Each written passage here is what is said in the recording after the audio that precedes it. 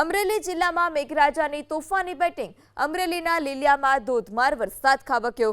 ભારે વરસાદને કારણે લીલિયામાં જળબંબાકાર। ઘરોમાં પાણી ઘૂસી જતા ઘરવખરીને પણ વ્યાપક નુકસાન પહોંચ્યું છે।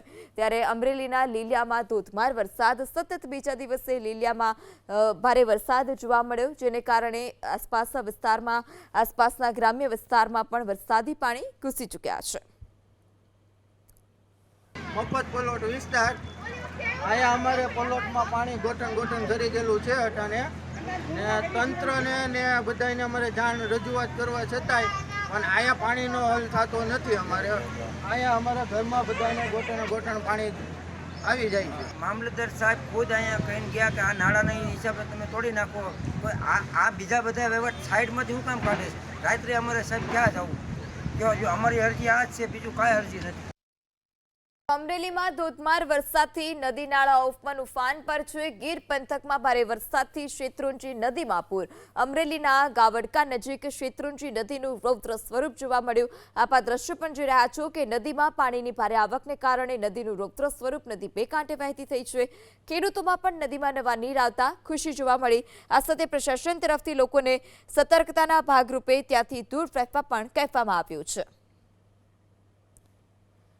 આગળ વાત કરીએ તો અમરેલીની ઠેબી નદી બે કાંઠે વહેતી થઈ છે। ઠેબી નદીમાં પાણી છોડવામાં આવ્યું। ઉપરવાસમાં ભારે વરસાદને કારણે રૂલ લેવલ જાળવવા માટે 2 દરવાજા ખોલવામાં આવ્યા છે। 2 દરવાજા 0.15 મીટર સુધી ખોલવામાં આવતા નીચાણવાળા વિસ્તારોને એલર્ટ કરવામાં આવ્યા। અમરેલીના ફતેપુરા, પ્રતાપપરા, ચાપાથળ સહિતના ગામોને એલર્ટ કરવામાં આવ્યા છે। નીચાણવાળા વિસ્તારના લોકોને સાવચેતી રાખવા પણ પ્રશાસને સૂચના આપી।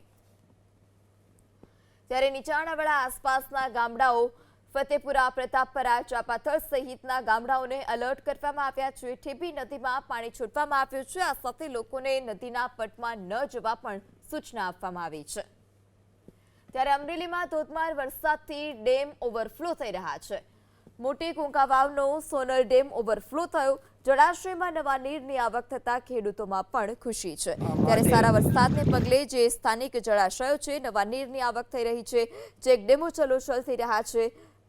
આ સાથે મોટી કુંકાવાવમાં આવેલ સોનમ ડેમ કે જે ઓવરફ્લો થયો છે, જળાશયમાં નવા નીરની આવક થતા ખેડૂતોમાં ખુશી।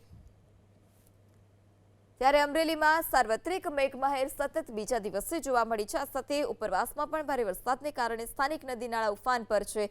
જળાશયોમાં નવા નીરની આવક છે। ચેકડેમો છલકાઈ રહ્યા છે।